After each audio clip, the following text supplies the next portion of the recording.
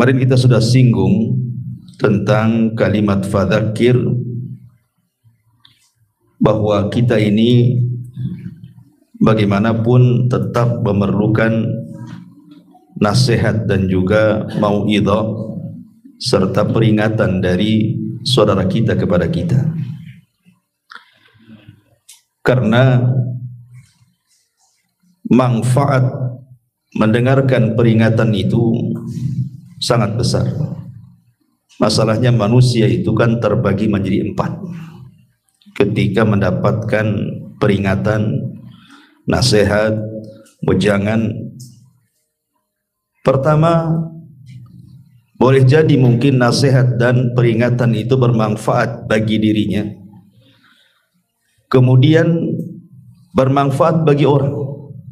Setelah dia mendapatkan nasihat, dia sadar, kemudian mengajak orang untuk sadar seperti dia. Kemudian yang kedua, bermanfaat bagi dia. Dia sadar dengan manfaat orang itu yang mengingatkan dirinya, tapi tidak bermanfaat bagi orang, hanya untuk dia saja. Dia tidak mengajak orang untuk tobat seperti dia. Yang ketiga, tidak bermanfaat sama sekali. Peringatan orang itu tidak membawa manfaat bagi dirinya, apalagi membawa manfaat bagi orang lain. Kemudian yang terakhir, tidak memberi manfaat bagi dirinya. Anehnya, dia memberikan manfaat kepada orang lain. Saya contohkan biar mudah. Seseorang yang sadar ketika diberikan peringatan, kemudian dia sadar, dia tidak mau sadar sendiri. Pamannya kepala rumah tangga, tadinya jahat, dia bawa keluarganya ke neraka. Kemudian mendapatkan hidayah karena mendengarkan peringatan, nasihat atau wejangan. Akhirnya dia ajak istrinya, dia ajak anak-anaknya, dia selamatkan semuanya. Dan ini masuk pada firman Allah Azza wa Jalla, ku anfusakum wa ahlikum nar. Jagalah diri kalian dan keluarga kalian api neraka. Dan ini adalah orang-orang yang beriman. Yang kedua, ada yang bermanfaat bagi dirinya saja. Dia sadar, tetapi dia tidak mengajak orang. Kebenaran yang sudah dia terima itu hanya dia saja yang melakukannya. Dia tidak berani mengajak orang untuk hijrah sama seperti dia. Dan tentu sikap seperti ini tidak benar, karena Allah mengatakan dalam suratul Asr tentang kesempurnaan sifat seorang mukmin itu ada 4. Pertama ilmu, yang kedua amal, yang ketiga dakwah, dan yang keempat sabar. Illal ladzina amanu artinya ilmu, wa amilus shalihat, setelah punya ilmu dia beramal saleh, setelah beramal saleh dia watawassaw bil haq, berdakwah, setelah dia berdakwah watawassaw bis sabr, dia sabar. Ulama mengatakan urutan pertama dan yang kedua memperbaiki diri sendiri, tapi urutan yang ketiga dan keempat memperbaiki orang lain. Artinya ilmu juga harus didakwahkan. Ini yang kedua. Yang ketiga, ada yang sama sekali tidak bermanfaat. Mereka berpaling dari peringatan, seperti orang-orang kafir yang Allah katakan a'angdzartahum am lam tunzirhum la yu'min. Kau beri peringatan, mereka tidak diberi peringatan, tetap mereka tidak beriman. Jadi ada orang-orang yang luar biasa berpaling dari peringatan, tidak mau mendengar peringatan, dan ini bahaya, karena ini akhlaknya orang-orang kafir.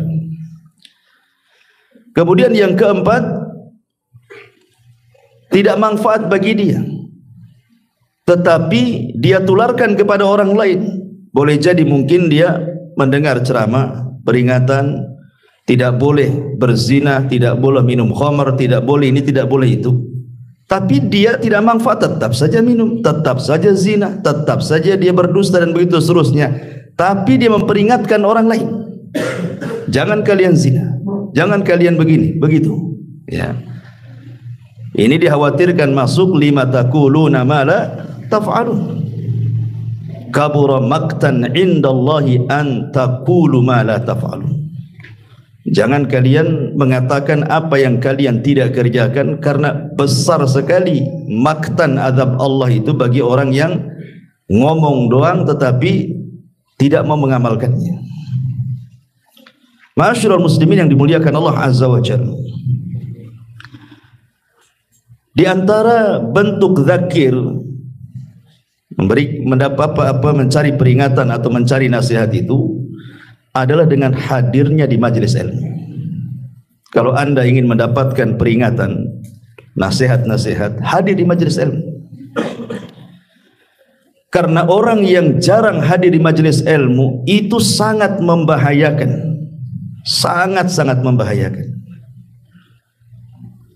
Perhatikan firman Allah Subhanahu wa taala, Allah mengatakan, "Wa idza ma unzilat suratun nadhara ba'duhum ila ba'din hal yarakum min ahadin thumma sarafu sarafallahu qulubahum bi annahum qaumul la yafqahun."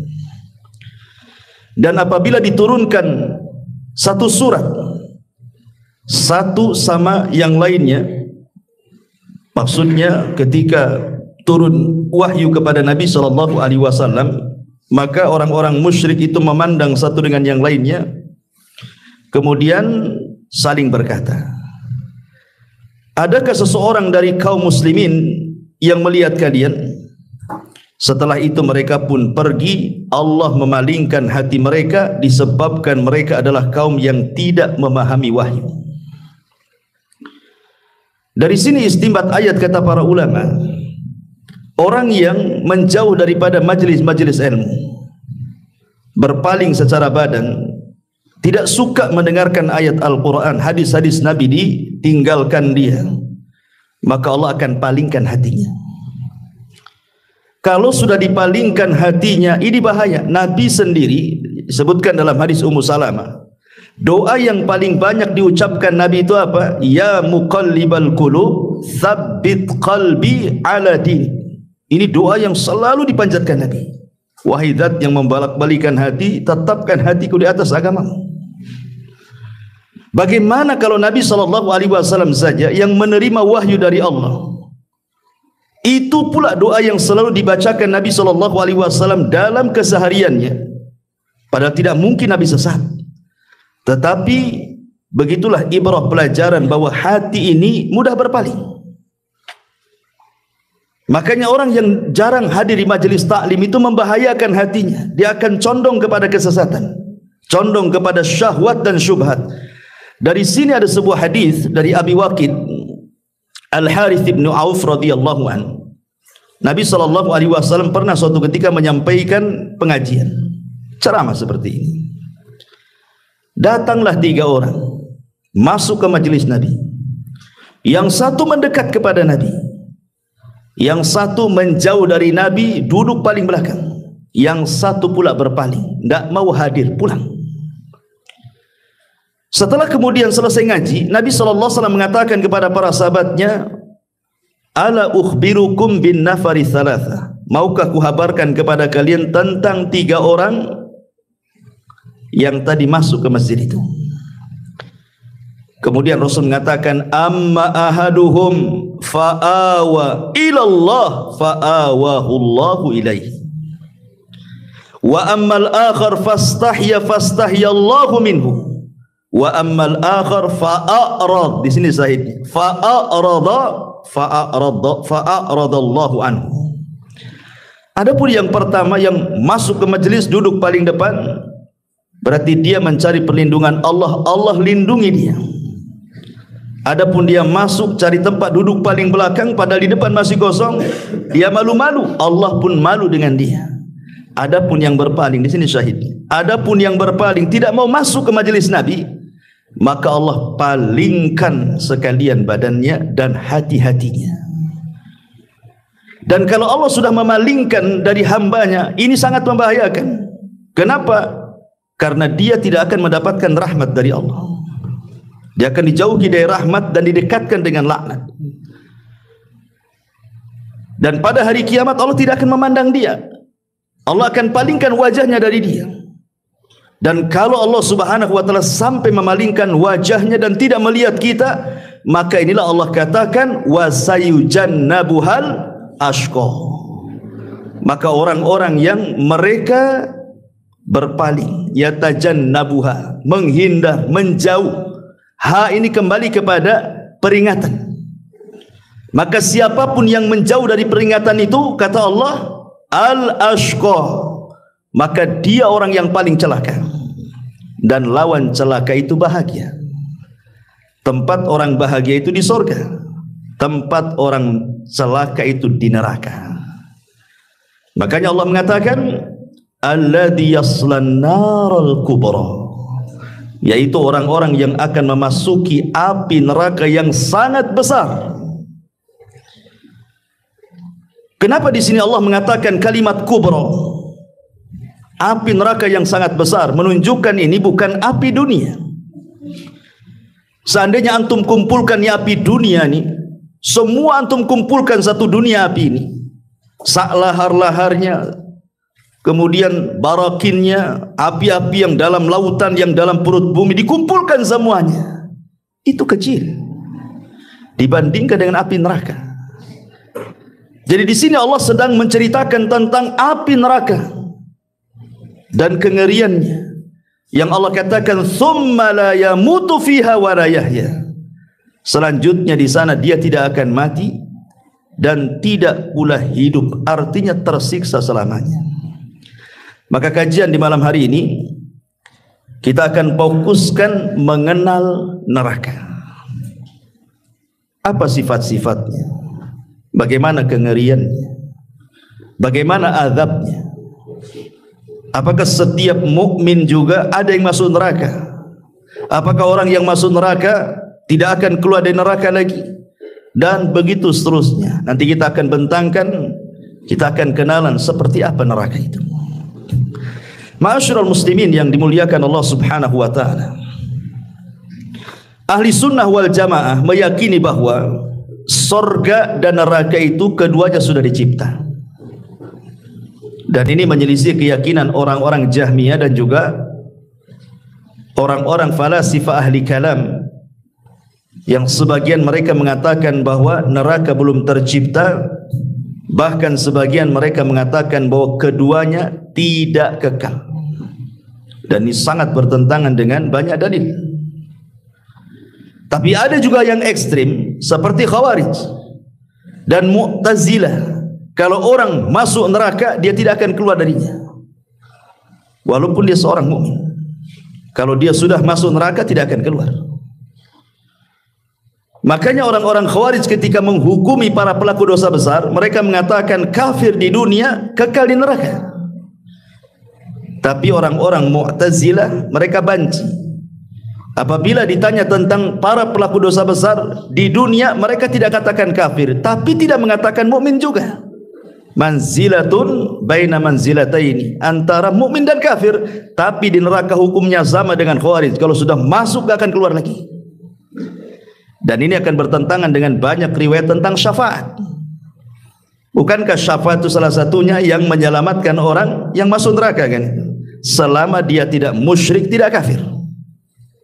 Artinya selama mereka ahli tauhid yang ahli maksiat, hukuman mereka tahta masyiatillah, di bawah kehendak Allah Subhanahu wa taala, berdasarkan firman Allah Azza wa Jal, innallaha la yaghfiru an yushraka bihi wa yaghfiru ma duna dzalika liman yasha. Allah itu tidak akan mengampuni dosa syirik saja.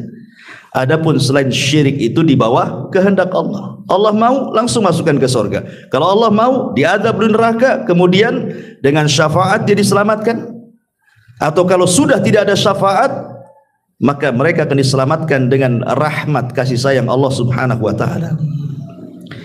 Ma'asyiral muslimin yang dimuliakan Allah Subhanahu wa taala. Adapun apa itu definisi neraka itu? Ma'asyiral muslimin yang dimuliakan Allah Subhanahu wa taala, neraka itu disebutkan oleh para ulama darul adzab, allati a'addaha Allahu lil kuffari wal munafiqina wal usati fil akhirati. Dia sebuah tempat yang penuh dengan siksaan di dalamnya, yang Allah peruntukkan untuk orang-orang kafir, Allah peruntukkan untuk orang-orang munafik dan orang-orang ahli tauhid yang bermaksiat. Itulah definisi neraka. Maka kebalikannya definisi sorga, darun a'addallahu lil muttaqin, sebuah tempat yang penuh dengan kenikmatan yang diperuntukkan untuk orang-orang yang bertakwa. Ma'asyiral muslimin yang dimuliakan Allah Subhanahu wa taala. Bicara lebih jauh tentang neraka. Di mana letak neraka itu? Allah Subhanahu wa taala mengatakan ketika bicara tentang letak neraka, Allah mengatakan kalla inna kitabal fujjari lafi sijin.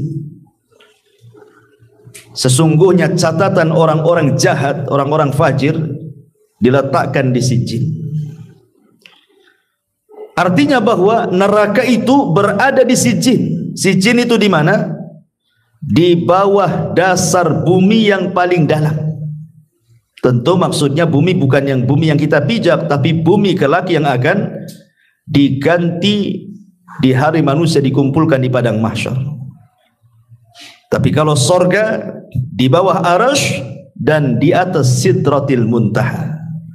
Jadi awalnya sidratil muntaha, baru sorga, akhirnya di bawah arasy Allah Subhanahu wa taala, karena arasy itu menjadi atap pelaponnya sorga yang paling tinggi, sorga Firdaus. Makanya ada istilah darajat, ada istilah darokat. Darajat itu maksudnya tangga ke atas. Kalau darokat itu tangga ke bawah. Jadi sorga itu disebut darajat, tangga ke atas. Makin tinggi makin indah, makin tinggi makin mulia, makin tinggi makin hebat kenikmatannya. Kalau neraka darokat, makin rendah makin jahat, makin rendah makin menakutkan, makin rendah makin mengerikan, dan begitu seterusnya. Makanya ketika Allah Subhanahu wa taala bicara tentang orang-orang munafik, Allah mengatakan innal munafiqina fi darkil asfali minan nar. Orang-orang munafik itu diletakkan di intip neraka yang paling dasar, yang paling dalam. Kenapa? Karena munafik itu lebih bahaya dibandingkan kafir. Munafik itu bukan hanya sekedar kafir. Kalau kafir itu jelas, tapi munafik ini bukan hanya sekedar kafir, tapi dia kafir yang merusak Islam dari dalam, sehingga tidak jelas masalahnya. Makanya hukumannya lebih berat dibandingkan orang-orang kafir. Nanti kita akan jelaskan tentang tabaqatun nar, tingkatan-tingkatan neraka. Ma'asyiral muslimin yang dimuliakan Allah Azza wa Jalla, semua manusia pasti melewati neraka. Karena nanti pada hari kiamat neraka itu akan ditampakkan kepada kita.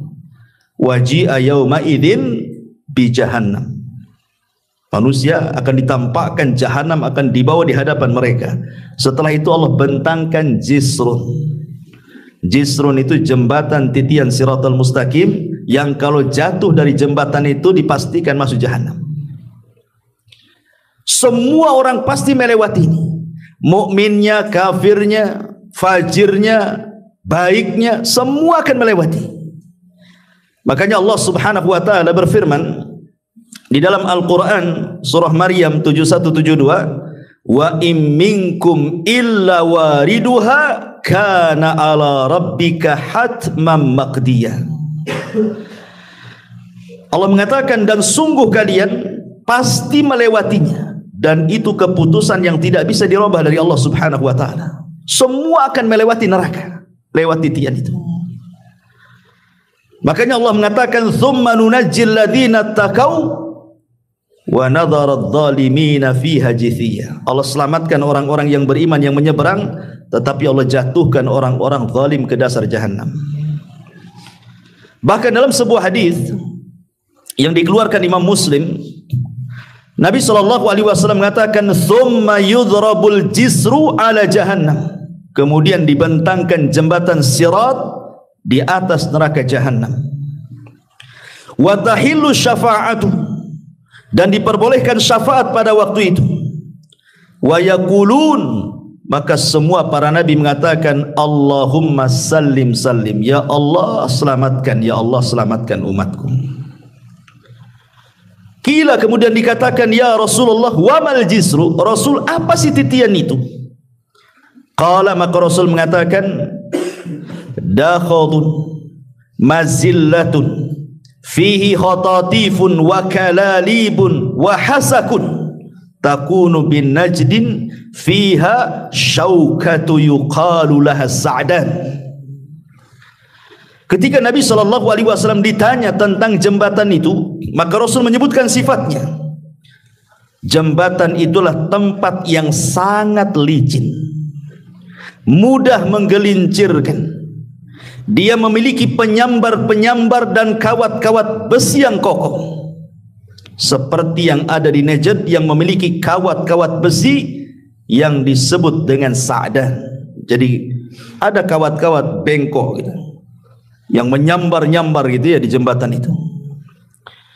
Kemudian kata Nabi SAW, fayamurrul mu'minuna qatarfil aini wa kalbarki wa karrihi wa kattairi wa kaajawidil khayli warrukabi. Kata Nabi SAW, kemudian kaum mukminin yang akan melewati di dalamnya, ada yang melewati dengan sekejap mata, ada yang seperti kilat, ada yang seperti angin, ada yang seperti burung yang terbang, ada juga yang berlari seperti kuda yang sangat kencang, dan ada juga yang seperti orang berkendaraan. Kata Rasul, fanajin musallamun wa makhdusun mursalun wa makhdusun fi nari jahannam. Kata Nabi SAW, adapun muslim yang selamat, ada pula yang disambar besi-besi penyambar lalu dilepas, dan ada pula yang terjerumus ke dalam neraka jahannam.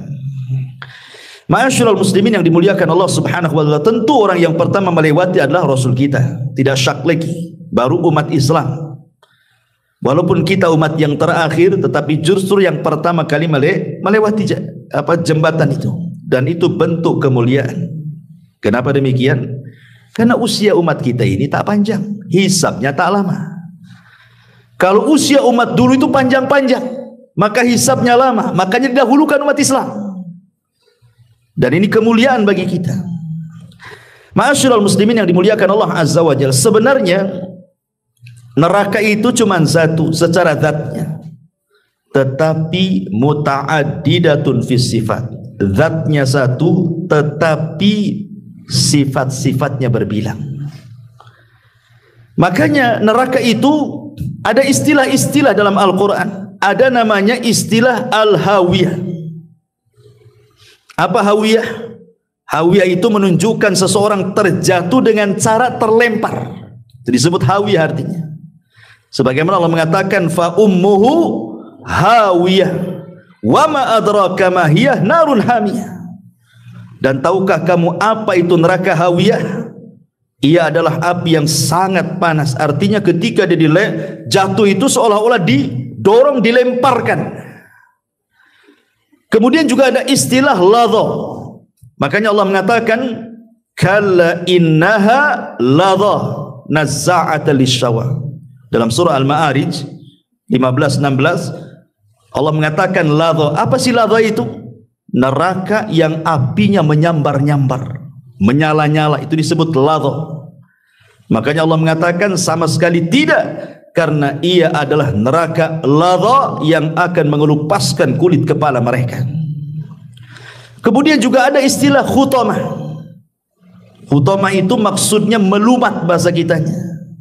Dan itu Allah katakan, kalla la yumbadanna fi al-khutamah. Wa ma adraka mal khutamah, narullahil muqadah allati tattali'u 'alal afidah. Betul-betul melumat sampai ke hatinya. Allah katakan sekali-kali tidak, pasti akan dilempar ke neraka khutamah.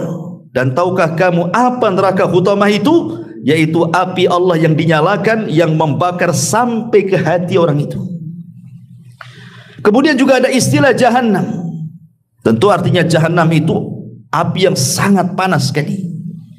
Makanya Allah mengatakan ketika orang-orang munafik diajak jihad ke perang Tabuk, sebagian mereka menganggap ngapain jihad di musim panas, belum sampai udah kalah kita karena kepanasan.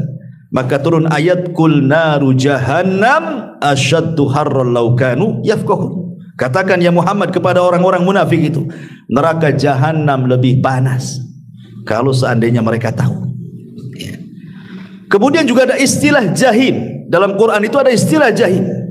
Jahim ini lebih panas dibandingkan jahanam.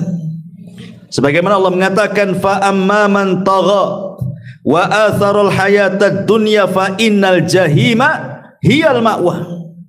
Adapun orang-orang yang melampaui batas dan lebih mengutamakan kehidupan dunia, maka neraka jahimlah tempat tinggalnya. Kemudian Allah juga mengistilahkan dengan kalimat sakor. Sakor itu membakar, ya. Allah mengatakan masalakakum fi sakor qalu lam naku minal musallin. Kenapa kalian sampai masuk ke neraka sakor? Maka orang-orang mengatakan karena dulu kami tidak pernah sholat.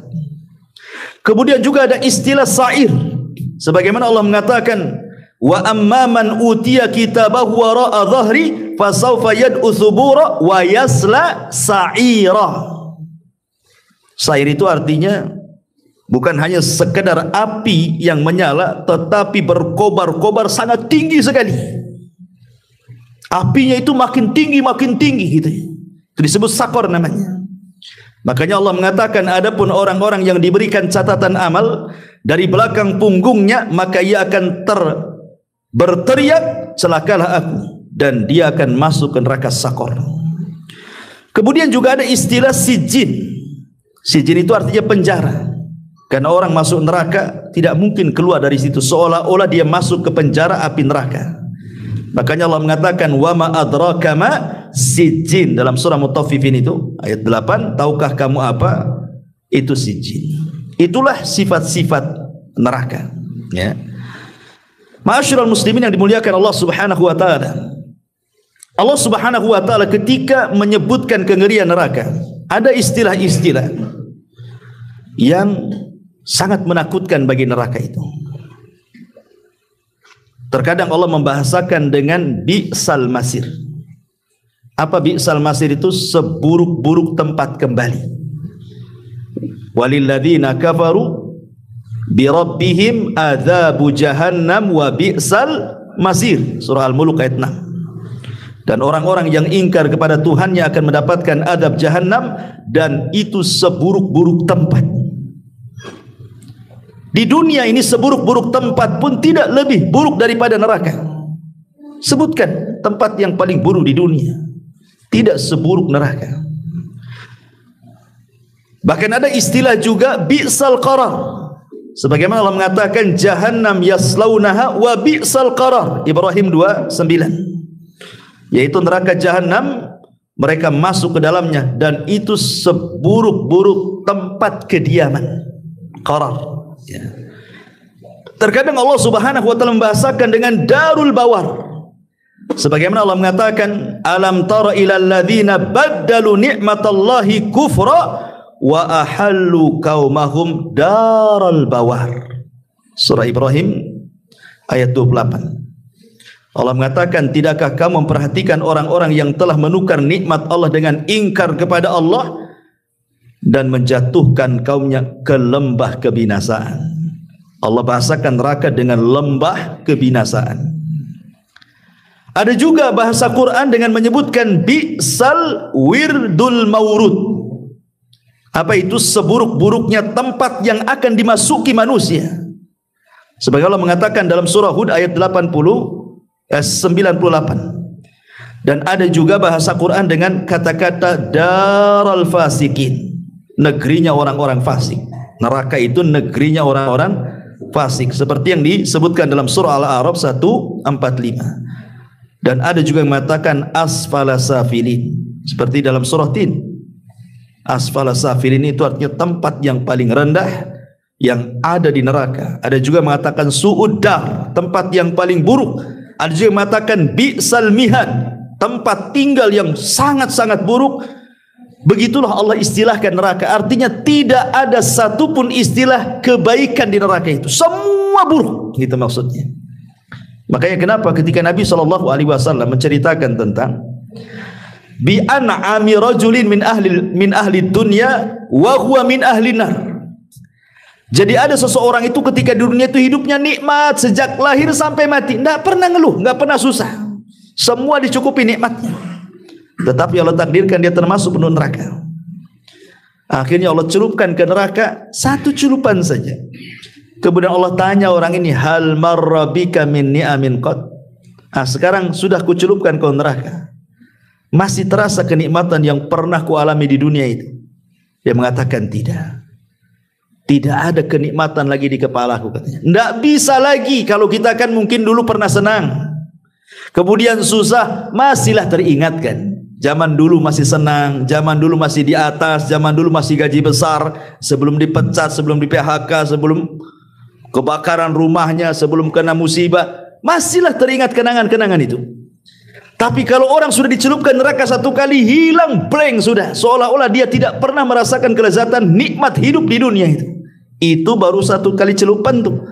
Lagi mana kalau dimasukkan di dalamnya tuh? Na'udzubillah min dzalik. Ma'asyiral muslimin yang dimuliakan Allah Subhanahu wa taala, yang perlu kita ketahui tentang kengerian neraka ini, ikhwan. Apabila api neraka dinyalakan oleh Allah, maka api itu tidak akan pernah dipadamkan selamanya. Catat, apabila api dinyalakan, maka tidak akan pernah padam selamanya. Dan itu Allah katakan dalam surah At-Takwir 12, wa idzal jahimu su'irat. Dan apabila neraka mulai dinyalakan. Dan Allah mengatakan dalam surah Al-Isra ayat 97, kullama khabata zidnahum sa'ira. Setiap kali neraka kami padamkan, justru kami akan menambah nyala apinya. Makin hari makin bertambah, makin minggu makin bertambah, makin tahun makin bertambah. Sebagaimana surga, nikmatnya makin hari makin bertambah, nikmatnya makin hari makin bertambah. Maka neraka juga sama, semakin hari azabnya semakin bertambah. Na'udzubillah. Dan ingat, neraka itu bisa melihat, neraka itu bisa mendengar, dan neraka itu bisa bicara. Dalam hadis Abi Hurairah radhiyallahu an, Nabi SAW bersabda, yakhruju unuqun minan nar yaumal qiyamah, lahu aynani yubsiru bihima, wa udhunani yasma'u bihima, wa lisanun yantiqu bihi, fayaqulu ila ukilta bi thalathatin, inni wukiltu bi thalathatin, bi kulli jabbarin anid, wa bi kulli man idda'a ma'allahi ilahan akhar, wal musawwirin. Kata Nabi SAW dari hadis Abu Hurairah radhiyallahu anhu, akan keluar leher neraka pada hari kiamat. Dia memiliki dua mata yang melihat, dua telinga yang mendengar, dan satu lisan yang akan bicara. Artinya neraka itu melihat, mendengar, dan bicara. Kemudian neraka akan mengatakan, aku diberi tugas oleh Allah untuk mengazab tiga kelompok. Setiap orang yang sombong dan keras kepala, setiap orang yang berdoa kepada selain Allah bersama Allah, dan orang-orang yang menggambar, maksudnya menggambar makhluk hidup yang bernyawa. Hadis ini sahih dikeluarkan oleh Imam At-Tirmidzi. Bahkan dalam surah Al-Furqan ayat 12 Allah katakan, idza ra'aitahu min makanin ba'id sami'u laha taghayyudan wa zafira. Jadi neraka itu kalau melihat dan sangat marah kepada orang-orang yang Allah marah kepadanya. Jadi Allah semakin marah, neraka ikut marah juga sama orang itu. Makanya Allah mengatakan apabila neraka itu melihat mereka, orang-orang yang dimurkai Allah itu dari tempat yang jauh, mereka ahli nar mendengar kegeraman neraka dan suara yang menyala-nyala. Geram sekali neraka itu kepada orang yang Allah murkai itu. Menunjukkan neraka bisa bicara. Ya. Ma'asyiral muslimin yang dimuliakan Allah Subhanahu wa taala, bahkan tidak ada yang bisa menandingi siksaan neraka dengan siksaan dunia. Seperti apalah siksaan dunia? Paling tinggi dimutilasi kan. Siksaan dunia mungkin dibunuh pelan-pelan. Sebenarnya orang kalau sudah mati dimutilasi nggak akan terasa dia, karena sudah tidak ada ruhnya kan, seperti perkataan Asma binti Abi Bakar kepada anaknya Abdullah ibn Zubair ketika dia ditangkap oleh Hajjaj ibn Yusuf, kemudian diikat di gerbang Madinah. Kemudian dia mengatakan kepada ibunya Asma, "Ya Ummi, bagaimana kalau Hajjaj itu memutilasi aku, memotong satu-satu badanku?" Maka ibunya menenangkan, "Ya Abdullah ibn Zubair, bagaimana pendapatmu dengan kambing yang sudah mati, kemudian kau kuliti, kemudian kau potong-potong, apakah dia merasakan sakit?" Seperti itulah jasad kalau sudah tidak ada ruh, mau dimutilasi kayak apapun, mau dipotong, mau dicongkel, mau dipotong kupingnya, mau ditarik lidahnya, mau dicopot kukunya, nggak akan terasa dia. Kenapa? Karena ruhnya sudah nggak ada. Cuma nampaknya aja sadis kan itu ya, sadis sekali itu. Sebenarnya tidak, biasa saja. Ya. Orang yang mati tidak dimutilasi dengan orang yang mati dimutilasi itu sama saja sakitnya ketika dicabut ruhnya itu saja. Selebihnya tidak akan merasakan. Antum mau digeret dia dengan tambang, pakai mobil di tanah aspal, dari sini kena goyah pun dia tidak mungkin terasa. Ruhnya sudah nggak ada. Itu maksudnya.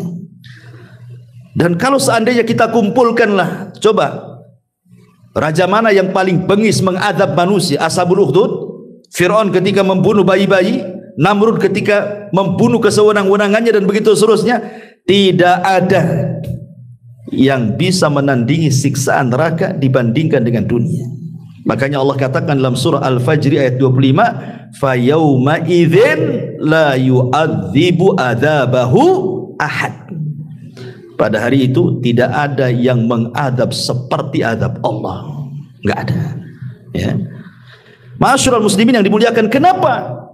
Tadi saya katakan di awal, karena kalau Allah sudah mengadab, melupakan semua nikmat. Itu masalahnya. Kalau Allah sudah azab itu nikmat semua dilupakan dia. Nikmat yang pernah dibayangkan di dunia itu rasanya tidak pernah secuil kenikmatan pun dia rasakan. Saking kerasnya azab Allah itu. Ma'asyiral muslimin yang dimuliakan Allah Azza wa Jalla, bahkan saking kerasnya terkadang sebagian mereka ingin menebus dengan orang-orang yang dicintainya. Kalau antum di dunia ada masalah dengan anak antum, kena kes, narkoba, masuk penjara, ada masalah, pasti antum ingin tebus anak antum. Rata-rata kan begitu, orang kalau cinta dengan anak, walaupun dia salah masuk penjara, kalau bisa bayar uang cepat keluar. Itu di dunia. Kita akan menebus orang-orang yang kita cintai supaya tidak terkena musibah. Tapi di akhirat terbalik. Anak yang kita cintai siap dijadikan tebusan agar dia tidak disiksa di neraka. Coba bayangkan ya. Kalau bukan karena dahsyatnya kan, kalau di dunia kan terbalik ya. Kalau anak kita, istri kita ada masalah, kita berusaha cari uang, kita tebus supaya dia jangan sampai terkena masalah. Seperti yang dilakukan Zainab ketika suaminya menjadi tawanan Nabi SAW. Zainab sangat mencintai Abil As ibn Rabi, padahal Abil As itu masih kafir, tapi dia ingin menebusnya karena cintanya Zainab kepada Abil As. Diambilnya kalung itu, padahal kalung itu hadiah Zainab di waktu pernikahan Zainab bersama Abil As, dikirim kepada Nabi SAW untuk menebus suaminya. Ketika Rasul melihat kalung itu, dibolak-balik, terkadang dicium, kemudian menangis. Kemudian sahabat bertanya, "Ya Rasul, kenapa anda menangis gara-gara memegang kalung?" katanya. Kata Nabi SAW, "Tahukah kalung ini? Kalung ini pemberian Khadijah kepada Zainab di malam hari pernikahannya. Kalau kalian mau, kembalikan kalung ini kepada pemiliknya. Lepaskan Abil As," katanya. Itu di dunia. Kita pasti akan menebuskan orang-orang kita cintai. Di akhirat terbalik. Orang-orang kalau masuk neraka, kalau bisa saya keluar dari neraka, anak saya yang saya masukkan. Kalau bisa seperti itu, ditebusnya tuh dia. Makanya Allah mengatakan dalam surah Al-Ma'arij ayat 11-14, "Yawaddul mujrim lau yaftadi min adzabi yauma idzin bibani wa sahibatihi wa akhi wa fasilatihi allati tuwi wa man fil ardi jami'an thumma yunji, katanya. Orang-orang kafir berangan-angan nih, andai kata bisa menebus azab itu saat itu dengan anak-anak yang dicintainya, istri yang dicintainya, saudara laki-laki yang dicintainya, keluarga yang dicintainya, dan semua yang ada di permukaan bumi, kalau perlu dimasukkan ke neraka, dia yang keluar. Coba bayangkan, sedemikian dahsyatnya itu neraka itu, sampai orang-orang yang kita cintai di dunia dikorbankan. Lihat Abu Lahab ketika turun surah Tabbat yada Abi Lahabi wa tab, sampai kepada sayasla naran dzata lahab, dia susumber di hadapan kawan-kawannya dan mengatakan, kalau yang dikatakan Muhammad itu benar, bahwa aku akan masuk ke dalam neraka yang menyala-nyala, sayasla naran dzata lahab, katanya, aku banyak anakku sukses, katanya, uangku banyak, hartaku melimpah, katanya, aku bisa tebus neraka itu dengan anak dan hartaku. Allah katakan, ma'agna anhu maluhu wa makasab. Abu Lahab, anakmu gak ada manfaatnya, hartamu gak ada manfaatnya. Kalau kau sudah masuk neraka, tidak bisa jadi tebusannya. Ya. Ma'asyiral muslimin yang dimuliakan Allah Subhanahu wa ta'ala, makanya kalau orang sudah masuk neraka, setiap hari mereka akan menjerit, terus akan menjerit. Itulah pekerjaan sehari-hari penduduk neraka itu, hanya menjerit, minta dikeluarkan. Makanya Allah Subhanahu wa taala sampai mengatakan dalam surah Fatir ayat 37, wahum yastarihuna fiha rabbana akhrijna na'mal salihan ghaira alladhi kunna na'mal, katanya. Mereka pun berteriak-teriak setiap hari dari neraka itu dan mengatakan, ya Rabb, keluarkanlah kami dari neraka. Kami janji kami akan beramal soleh, kami janji akan beramal soleh, amalan lain dari apa yang sudah kami amalkan, katanya. Manfaat? Tidak manfaat. Mereka menjerit-jerit tidak akan manfaat, karena mustahil. Karena Allah Subhanahu wa taala mengatakan, lau ruddu la'adu limanuhu anhu. Seandainya Allah kabulkan permintaan orang-orang kafir itu yang mengatakan, ya Rabb kami, keluarkan kami akan beramal saleh, maka Allah mengatakan, lau ruddu la'adu limanuhu anhu. Kalau mereka Allah keluarkan dari neraka, dibalikan ke bumi, pasti kafir lagi. Katanya, pasti kafir lagi, katanya. Kata Allah, tidak mungkin. Kalian hanya ngomong aja nggak jelas. Kalau aku ambil kau, masukkan lagi, kuciptakan dunia baru, pasti kau kufur lagi dengan aku, kata Allah, katanya. Sudah di situ saja, katanya. Subhanallah. Ya. Sehingga sebagian mereka karena tidak digubris, mereka pun meminta kepada para malaikat penjaga neraka, malaikat Malik, agar meminta kepada Allah supaya mereka mati saja daripada hidup. Permintaan mereka, setelah 1000 tahun mereka disiksa, kata para ulama, ada yang mengatakan 100 tahun mereka disiksa di neraka, mereka memanggil-manggil malaikat Malik penjaga neraka. Wa nadau ya Malik, dalam surah Zuhruf 77, wa nadau ya Malik liyaqdi alaina rabbuk qala innakum makithun, qala innakum makithun, katanya. Dan mereka memanggil, wahai Malik, hendaklah Rabbmu mematikan kami saja. Minta kepada Allah agar Allah itu mematikan kami saja di sini. Malik berkata, sungguhnya kalian akan tetap tinggal di neraka. Enggak ada keringanan sedikit pun. Di dunia orang kena masalah, masuk pengadilan, terkadang ada keringanan, bisa kita bayar para pengacara yang handal, yang hebat, yang orator. Sogok sana, sogok sini, ringan hukuman dia. Di akhirat, lawyernya saja butuh lawyer, pengacaranya jadi butuh pengacara. Nggak ada pengacara di akhirat itu, nggak laku. Ma'asyiral muslimin yang dimuliakan Allah Azza wa Jalla, kenapa kemudian mereka sampai menjerit-jerit minta dikeluarkan? Lebih baik mati dibandingkan hidup, karena mereka merasakan panas yang luar biasa. Antum jangan lagi di neraka. Antum saya kurung di satu ruangan, atasnya pakai seng, pakai asbes, gitu kan? Jangan ada kipas, jangan ada AC. Sehari saja kayak di sauna antum. Wah, ada sibuk antum kedua. Padahal cuman nggak ada AC, nggak ada kipas, nggak ada angin ventilasi, pengap di situ kan. Kita udah kesusah tuh. Semana orang ini udah betul-betul masuk ke api neraka, yang Nabi SAW mengatakan bahwa api dunia ini hanya satu bagian dari 70 bagian. Dalam riwayat yang lain 100 bagian api neraka. Itu saja kalau dinyalakan di dunia sudah terbakar satu dunia ini. Bagaimana kalau yang digabungkan 70-nya atau yang 100-nya itu, seperti apa panasnya itu? Ma'asyiral muslimin yang dimuliakan Allah Azza, makanya Allah mengatakan narun hamiyah, api yang sangat panas, api yang dipanaskan. Cukup tidak? Wa ashabus shimal, ma ashabus shimal fi samumin wa hamimin wa dhillum min yahmum, wa dhillun min yahmum. Apa kata Allah? Dan golongan kiri, siapakah golongan kiri itu?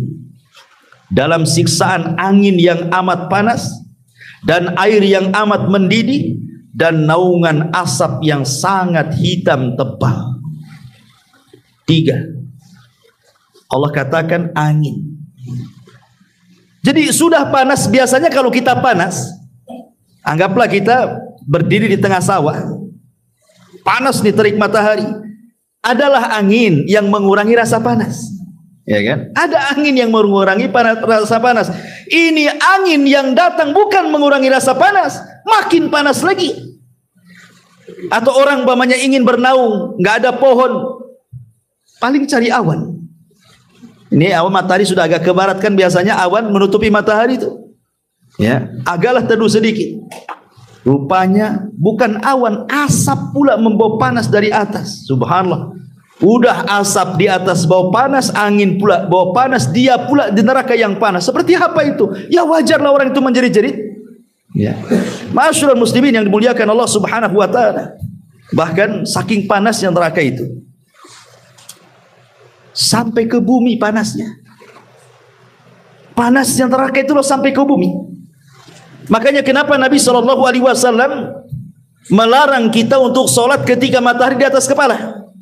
Apa kata Rasulullah? Abridu bidzuhri, abridu bidzuhri, fa inna syiddatal harri min faihi jahannam, kata Rasul. Teduhkanlah, dinginkanlah pelaksanaan sholat duhur, biar dia tergelincir dulu matahari itu ke barat, agak teduh sedikit. Kenapa?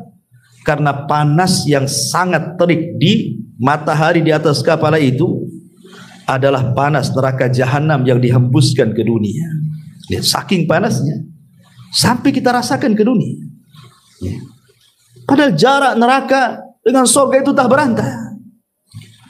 Ma'asyiral muslimin yang dimuliakan Allah Subhanahu wa taala, masalahnya neraka itu tidak semua panas.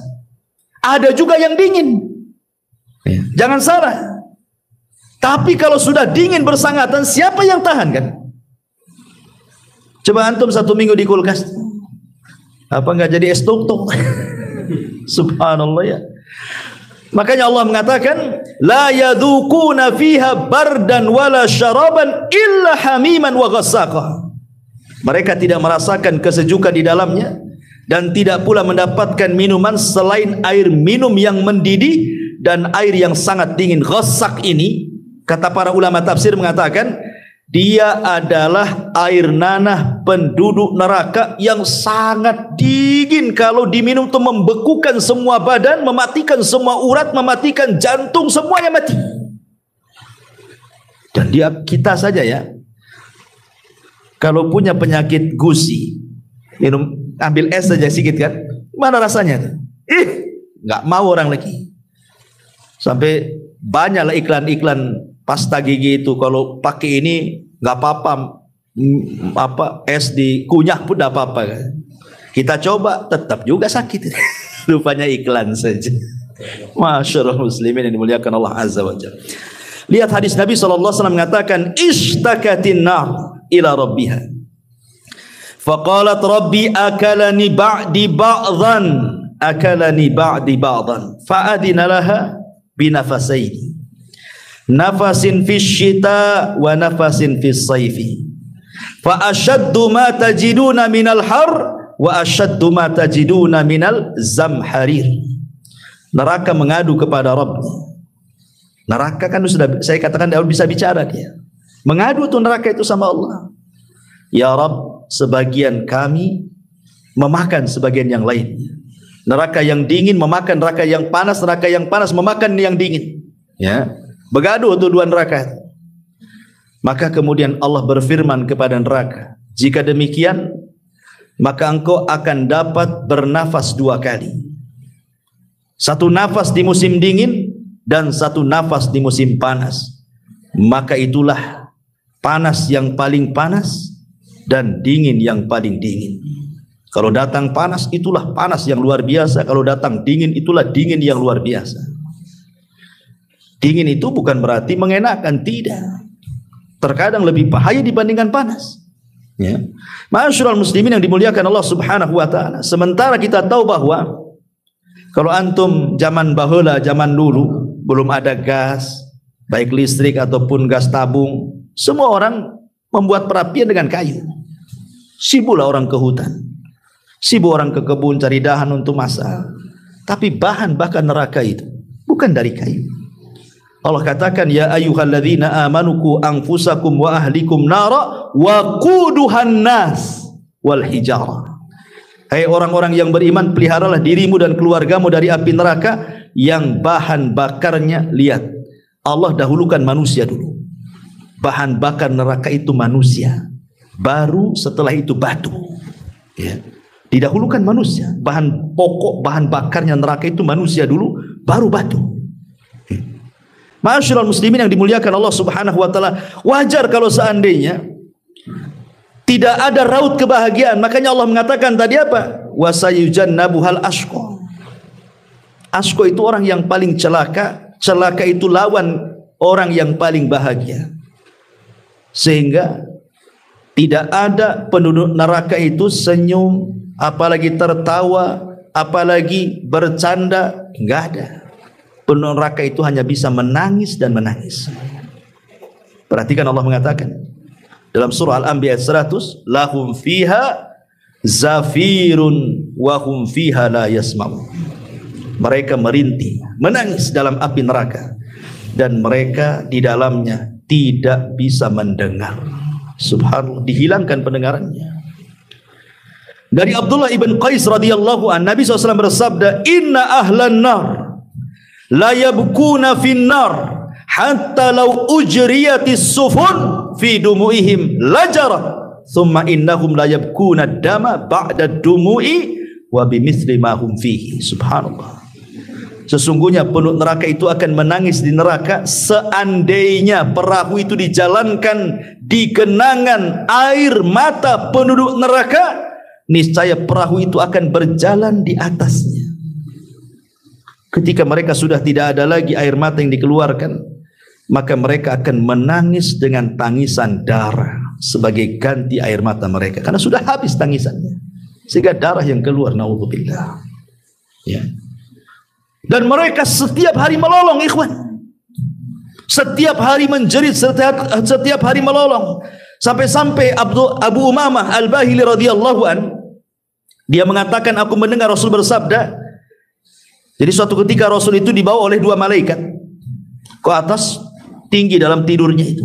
Dalam mimpinya dibawa dua malaikat, kemudian naik ke atas gunung. Sesampainya di atas gunung, kata Nabi SAW, idza bi aswatin syadidatin, tiba-tiba aku mendengar lolongan-lolongan orang yang menjerit kesakitan, kata Rasul. Kemudian Rasul mengatakan, mahadil aswat, suara lolongan apa ini wahai malaikat? Qalu, maka malaikat ini mengatakan, hada ghawa'u ahlin nar, ini adalah lolongan-lolongan penduduk neraka. Subhanallah. Ya, ma'asyiral muslimin, wajar kalau seandainya Nabi SAW ketika dimi'rajkan ke langit, kemudian diperlihatkan neraka. Kemudian Rasul menceritakan di hadapan para sahabatnya sampai mengatakan, kata Rasul, walladzi nafsu Muhammadin biyadi, demi yang jiwa Muhammad di tangannya, law ra'aitum ma ra'aitu labakaitum katsiran wa la dhahiktum qalila. Kalau kalian tahu apa yang kulihat, pasti kalian sedikit tertawa dan banyak menangis. Kemudian ditanya Rasul, kau melihat apa? Maka Rasul mengatakan, ra'aitul jannata wan nar, karena telah diperlihatkan kepadaku sorga dan kengerian neraka. Subhanallah, ya. Ma'asyiral muslimin yang dimuliakan Allah Azza wa Jalla. Di dunia terkadang kita takut dengan beberapa binatang, kecuali mungkin pawang, itu kan sedikit pawang binatang juga. Pamannya tiba-tiba di rumah kita ada ular. Orang kalau takut ular, padahal ular itu tidak berbisa sebenarnya. Anggaplah ular hijau, ular apa gitu yang suka dimainin orang desa gitu ya. Tapi kalau orang takut ular, menjerit-jerit ya. Apalagi ular kobra kan, apalagi ular yang lebih daripada itu, apalagi ular sawah yang gede kan begitu ya.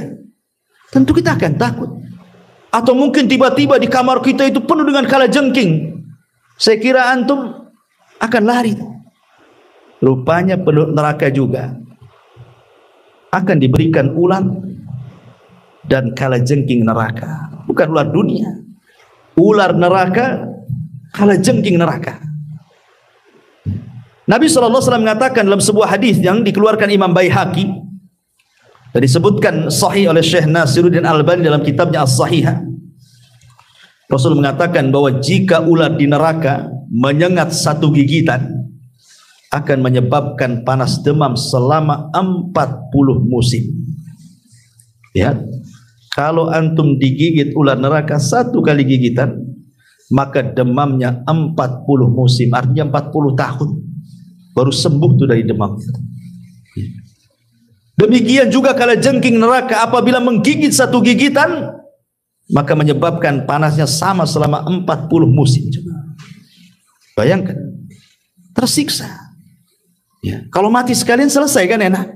Tapi ini tersiksa 40 tahun gara-gara menahan sakit gigitan ular dan kalajengking itu. Dan itu di mana-mana ular dan kalajengking neraka itu. Ma'asyiral muslimin yang dimuliakan Allah Azza wa Jalla. Dan kalau kita lihat azab yang paling rendah saja sudah ngeri sebenarnya. Siapa azab yang paling rendah neraka itu? Abu Thalib. Ketika Abbas berdua bersama Rasul mengingat jasa-jasa Abu Thalib, tetapi kan Abu Thalib berarti kafir masalahnya. Jadi Nabi mengatakan, Abbas mengatakan, ya Rasulullah, apakah manfaat itu perjuangan Abu Thalib untukmu, katanya.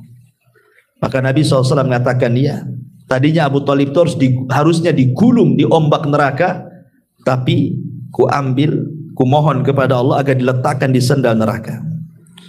Dari sini Rasul mengatakan, inna ahwana ahlin nari adzaban lahu na'lan wasyirakan min narin yagli minhuma dimaghuhu kama yaglil mirjalu ma yara anna ahadan asyaddu minhu adzaban wa annahu la ahwanuhum adzaba. Penduduk neraka yang paling ringan siksanya adalah seseorang yang diletakkan memakai dua sandal neraka yang memiliki dua tali, kemudian otaknya mendidih karena panasnya, sebagaimana mendidihnya air yang ada di kuali saat antum merebusnya. Orang tersebut merasa inilah siksaan yang paling berat, tetapi itulah siksaan yang paling ringan. Jadi siksaan paling ringan saja sudah dianggap siksaan yang paling berat gitu ya. Gimana yang lebih berat lagi? Oh, yang paling ringan saja yang merasakannya itu sudah paling berat kali itu azabnya. Subhanallah. Jadi wajar kalau seandainya neraka itu luar biasa, belum lagi kedalamannya. Neraka itu dalam sekali.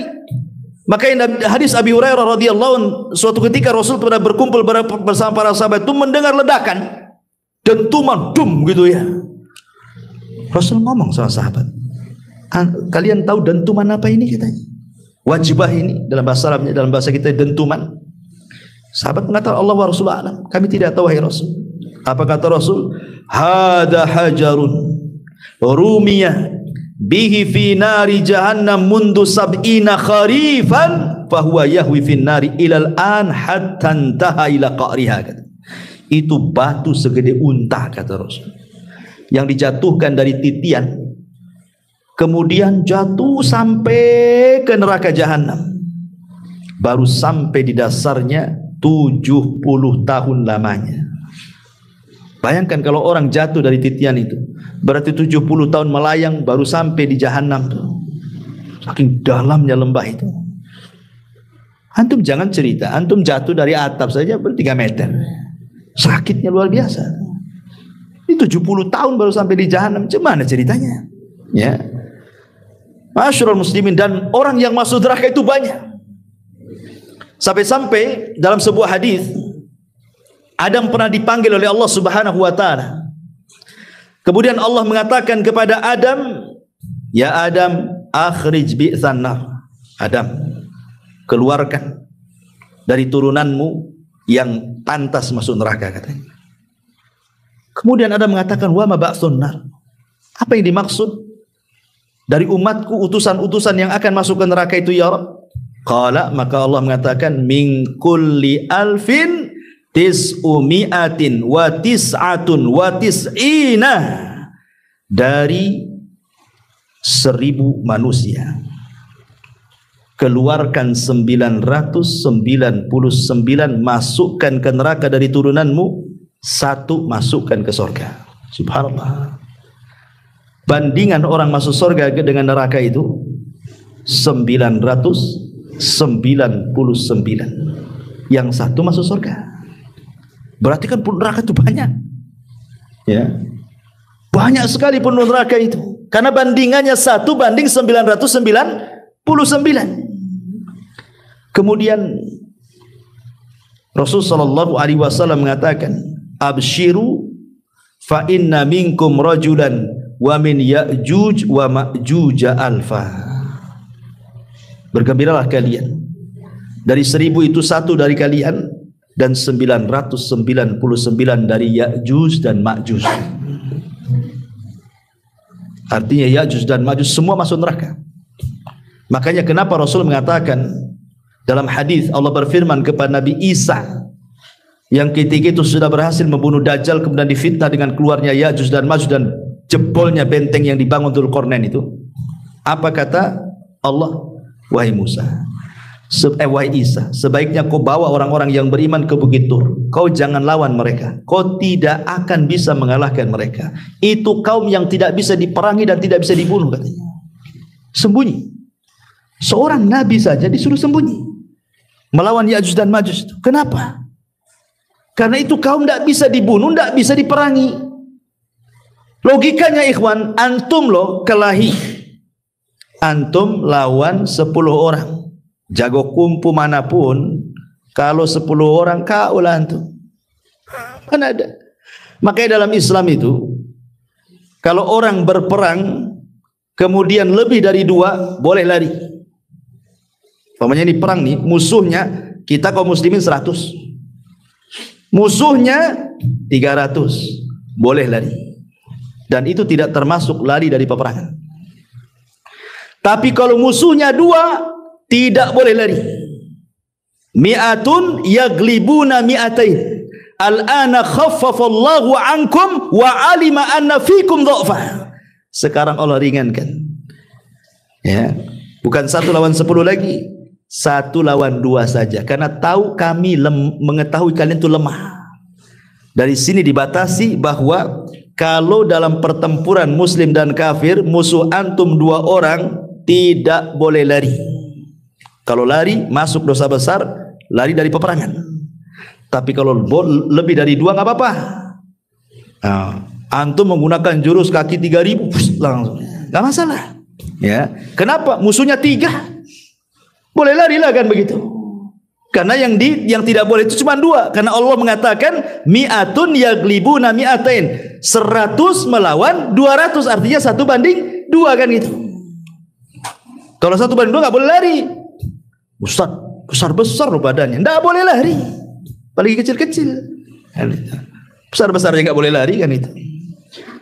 Di sini ma'asyiral muslimin, bagaimana kalau antum melawan 1 lawan 999? Menang gak tuh kira-kira? Yang dilawan 1 lawan 990 dipastikan kalah lah itu. Makanya jangan dilawan, sembunyi. Yang itu. Ma'asyiral muslimin yang dimuliakan Allah Azza wa. Tetapi walaupun demikian, neraka itu penduduk neraka itu sebanyak itu, tetap neraka itu akan menampung semua ahli neraka. Kenapa? Karena besarnya neraka itu. Sampai-sampai ketika Allah mengatakan halim tala'ti wa taqulu hal mim mazid. Ketika penduduk neraka sudah masuk neraka jahanam semua tuh. Sudah penuh, orang-orang itu sudah masuk neraka semua. Allah mengatakan halim tala', masih ada tempat longgar di situ. Ya. Untuk 2 orang 3 orang lah masuk di situ. Apa kata jahanam? Hal mim mazid. Ya, ada tambahan. Masukkan saja ya Rabb, katanya. Masukkan saja. Padahal penduduk neraka itu subhanallah, badan mereka itu dibesarkan oleh Allah. Jadi badan mereka itu bukan seperti penduduk sorga. Kalau penduduk sorga itu badannya seperti siapa? Nabiullah Adam kan? Ya, Nabiullah Adam alaihi salatu wassalam 30 hasta. Artinya 30 meter kan? Tapi penduduk neraka itu besar sekali. Gigi gerhamnya saja segede gunung Uhud. Gimana mulutnya? Gimana kepalanya? Gimana badannya? Ya, besar sekali. Tapi badan sebesar itu gitu ya, dari sejak zaman Adam sampai yang terakhir mati, berapa jiwa manusia, miliar triliun jiwa tuh yang masuk neraka itu. Ketika Allah mengatakan halim tala'ti, sudah penuh wahai jahanam, kata jahanam hal mim mazid, masih ada tambahan, ya masukkan saja katanya. Ya, besar. Bagaimana tidak besar? Rasul mengatakan ketika jahanam itu digeret, memiliki tali kekang berapa? 70.000 talinya tuh. Setiap satu tali kekang yang memegang malaikat 70.000 malaikat. Talinya 70.000, setiap satu tali yang menggeret 70.000 malaikat. Berapa miliar malaikat yang menarik jahanam itu? Logikanya, ya kan? Besar sekali jahanam itu. Makanya dari sini ma'asyiral muslimin yang dimuliakan Allah Subhanahu wa taala, belum lagi kita cerita-cerita tentang azab batin, tersiksa, belum lagi kulit mereka terkelupas, kullama nadijat juluduhum baddalnahum juludan ghaira, setiap kali kulit mereka terkelupas dibalikin lagi seperti ketika Rasul bercerita tentang azab kubur. Ini baru azab kubur loh. Rasul kan pernah bermimpi tentang azab kubur, di mana ada orang yang diterlentangkan. Kemudian di sampingnya ada orang berdiri bawa batu. Kemudian batu dihantamkan ke kepalanya sampai hancur. Kemudian orang ini pergi cari batu lagi. Setelah kembali kepalanya balik lagi. Dihantam lagi, hancur lagi, cari batu lagi. Pas balik lagi seperti itu. Subhanallah, coba. Ini baru azab kubur, kata pensyarah, karena hadis dalam Sahih Bukhari. Dalam Fathul Bari, ini cerita azab kubur tuh. Gimana cerita azab neraka? Itulah firman Allah surah An-Nisa, kullama nadijat juluduhum baddalnahum juludan ghairaha liyadzuqul adab. Setiap kulit mereka terkelupas, terbakar, mati, balikin lagi ke awal. La haula wala quwata illa. Sampai kapan? Ya. Sampai mereka merasakan azab Allah Subhanahu wa taala betul-betul.